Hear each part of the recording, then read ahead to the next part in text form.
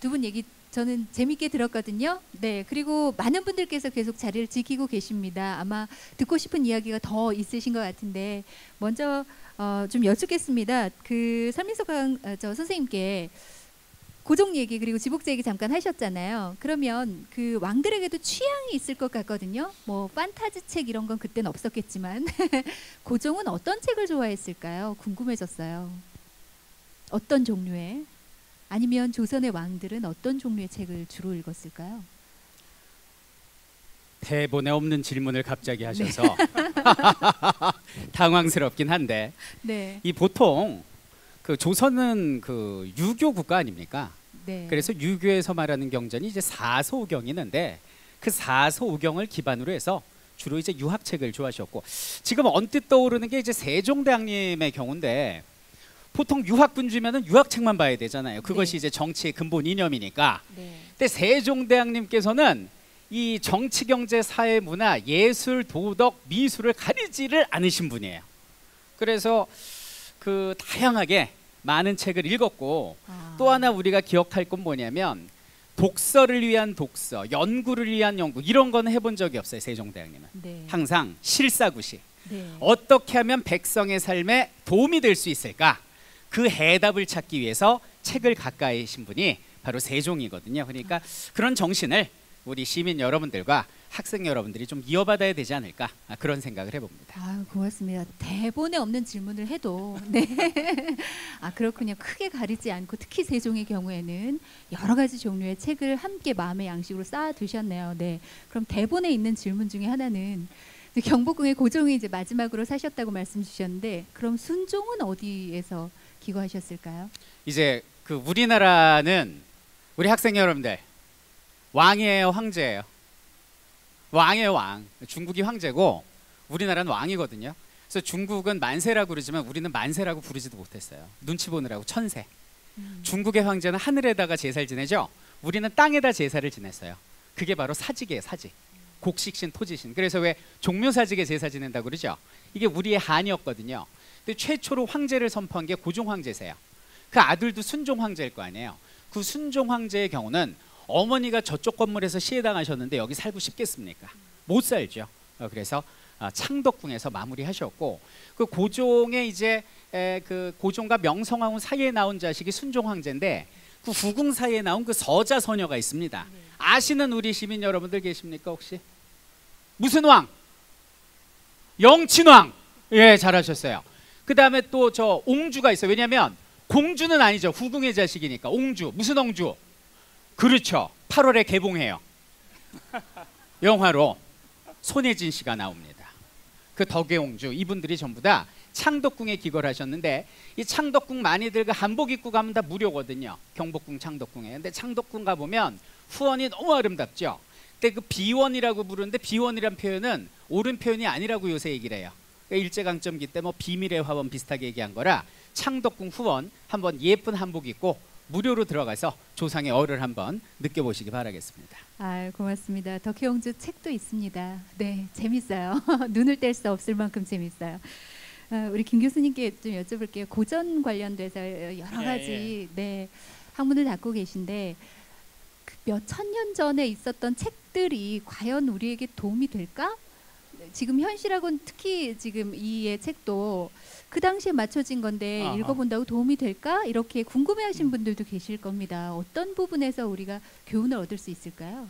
그 고전이 갖고 있는 힘은 예나 지금이나 똑같다고 봅니다. 그러니까 말하자면 우리가 이제 지금 경목용어들도 마찬가지고 그다음에 율곡 선생이 그 주제로 그 주로 이제 많이 그 연구했던 논어 같은 경우도 마찬가지지만 지금 읽어봐도 손색이 없거든요. 그러니까 뭐 논어의 구절 맨 첫 머리에 뭐 하기 쉽지 불령요로 그러니까 배우고 때때로 익히면 뭐 기쁘지 아니한가. 그다음에 유봉자원 박내 불령 낳고 그다음에 다른 사람이 나를 알아주지 않는다 해도 성내지 않으면 뭐 군자가 아니겠는가. 이런 말들을 보면 우리가 지금 살아가는 이 시점에도 대단히 많은 지금부터 2500년 전에 쓰여진 글이라 하더라도 우리에게 와닿는 게 굉장히 크죠.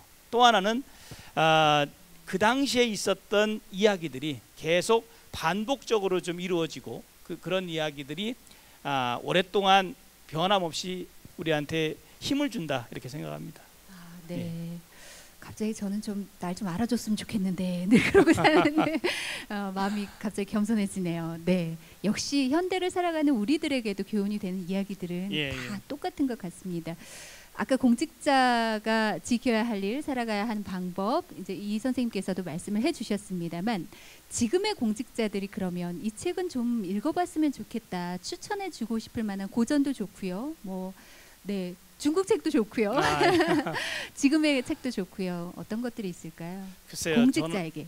공직자에게 뭐 아무래도 뭐 정관종요 같은 책들. 그러니까 당태종이 그 22년 동안 당나라를 이끌면서 정관지치를 이루은 그 시대. 그러니까 말하자면 위징이라는 그 신하는 당태종한테 300번이나 간언하고 어느 날은 하루에 4번이나 간언했거든요. 그런데도 심지어 당태종이 하도 열받아가지고 이 늙은이를 내쳐라 이렇게 했는데 그래도 위징이 와서 간언했고 그것을 그 태종이 받아들였고 간언하는 신하도 대단하지만 그것을 또 받아들이는 황제도 대단하다. 그래서 저는 한번 우리가 공직자들이 서로 간에 소통하고 협업하고 이렇게 하기 위해서 정관용 같은 책들 한번 읽어보면 어떨까 생각됩니다. 그러네요. 지금 이 자리가 공직자들이 협업해서 마련된 자리잖아요. 네, 정관종요. 아마 그 율곡 이 선생님께서도 말씀한 부분들이 또 비슷하게 들어간 부분들이 있어서 또 함께 읽어보시면 좋을 것 같다는 생각이 듭니다. 그 계속해서 말씀드립니다만 오늘 사실 그 김 교수님께서 가져오신 경몽요결이라는 책을 함께하고 계시는 관람객 여러분께 나눠드렸거든요. 그런데 혹시 여러분 갑자기 질문을 이렇게 해서 좀 놀라시겠습니다만 그 책을 누가 나눠준지 아세요? 아세요? 네, 고마운지 모르고 받으면 안 될 텐데, 그렇죠? 사실은 이 책은요, 여러분 앞에 계신 김종덕 장관님께서 이렇게 나눠드린 책이기도 합니다. 그래서 잠깐 괜찮으시면 저희 앞에 모시고 관련된 책 이야기 조금만 해볼까 하는데 잠깐 괜찮으시면 앞으로 좀 모실까요? 여러분 박수로 맞아주시기 바랍니다.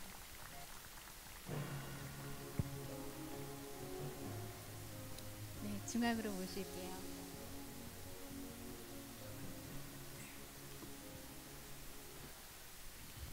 이렇게 또 책을 선물 받으면 괜히 좀 뿌듯해지는데 먼저 감사의 말씀 드리겠습니다. 네. 고맙습니다. 책 읽기의 중요성 아무리 강조해도 지나치지 않을 것 같은데 사실은 뭐 가을에 책 읽자 이런 얘기를 하는데 얼마 전에 세계 책의 날도 있었고 도서 주간이기도 하고 그래서 지금이 책 읽기에 상당히 좋을 것 같다는 생각이 들거든요. 네. 장관님도 뭐 여러 가지 책 읽으시겠습니다만 네. 혹시 최근에 좀 기억나는 책 있으신가요? 최근에 몇 권 읽었는데요. 네. 최근에 뭐를 읽었더라 제가 네. 그 선생님 덕분에 네. 제 집무실에 논어를 갖다 놓고 좀 읽고 있습니다. 아, 예. 때때로 읽고 있는데 그게 좀 어렵더군요. 예. 근데 정말 그 논어를 보면서 이렇게 깨우침을 많이 받고 있습니다. 역시 네. 고전은 수백 년을 사람들이 읽는 이유가 분명히 있는 것 같습니다. 네, 저도 어려워서 도전을 못 해보고 있는데 한번 해봐야 될 것 네. 같은데요. 근데 오늘 이렇게 행사하시면서 책을 나눠주자라는 생각을 하신 이유가 있으실까요? 그 우선 뭐 그 이거를 그 우리말로다가 이렇게 옮겨주신 그 저자께서 와 계셔갖고 네. 너무 저는 영광이고요. 그 오늘 마침 이제 그 조선시대의 가장 훌륭한 스승이신 율곡 이희 선생의 마침 그 지곡제 이제 우리가 작은 도서관으로 이렇게 오픈하는 길에 그 이거를 기증하면 좋겠다 그런 생각이 좀 들었습니다. 특히 전 제일 이 책의 첫머리에 이제 율곡 선생께서 하신 말씀이 있습니다. 학문이 없으면 사람이 안 된다고 그랬어요. 그러니까 책을 안 읽으면은 인성이 피폐해지고 그래서 도리를 못하고 산다는 말씀을 하셨습니다.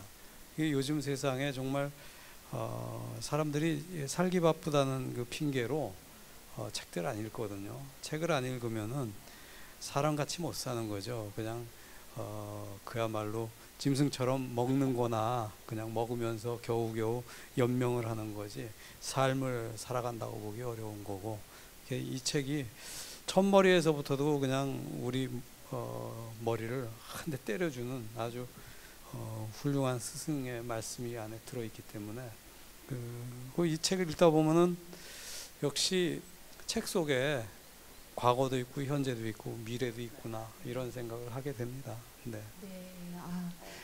제목부터 사실 어리석은 저 같은 사람에게는 꼭 필요한 책이다 이런 느낌을 갖게 되는데 저도 열심히 책 읽어야겠다는 생각이 드네요. 책 많이 읽으시죠?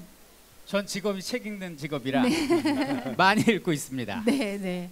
목소리만 들어도 밝아지는 것 같아서 아까 개관사 하시면서 장관님 관광 콘텐츠로 만들어 나간다 말씀 잠깐 해주셨는데 사실은 역사 그리고 책 읽기, 독서 함께 하는 건데 관광 콘텐츠라는 개발을 하게 된 이유도 있으실 것 같고 이것이 어떤 시너지를 낼지도 궁금합니다.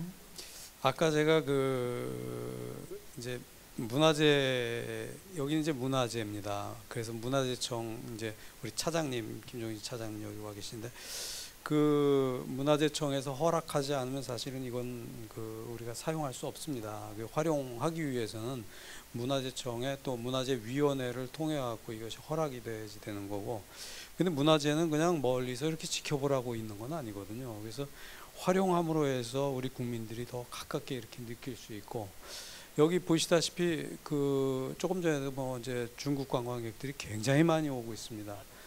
많은 관광객들이 오고 계신데 경복궁에 오셔갖고 이제 궁궐만 한 바퀴 휘 돌아보고 가시는데 여기 오심으로 해서 제가 볼 때는 한국의 이 인문학이 이렇게까지 발전을 했었구나, 그리고 이렇게까지 깊이가 있구나라는 거를 많이 깨닫고 가시게 될 것 같아요. 그래서 여기는 사실은 우리 이제 조상들의 어떤 깊이 있는 학문의 세계를 보여주는 작은 도서관입니다. 그래서 문화재를 작은 도서관을 이렇게 만드는 거는 어떤 면에서 보면 여기 관광객들이 많이 지나다니는 길목에다가 만들어 놓은 이유가 바로 우리 문화하면은 이런 경복궁과 같은 문화재를 겉으로 보는 거, 또 대중문화에서의 태양의 후예라든지 케이팝이라든지 이런 거 외에는 사실 잘 모르는 것 같아요.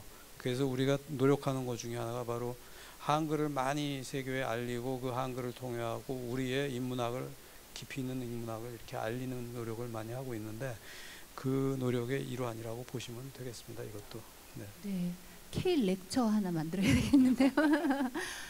그렇군요. 그런 소중한 의미를 담은 곳이고 또 이렇게 개관을 하게 됐습니다. 많은 분들이 찾아주셨으면 좋겠는데 아까 중국 분들이 오셨다고 하니까 사실 우리가 아들의 나라라고 개들은 생각을 하잖아요.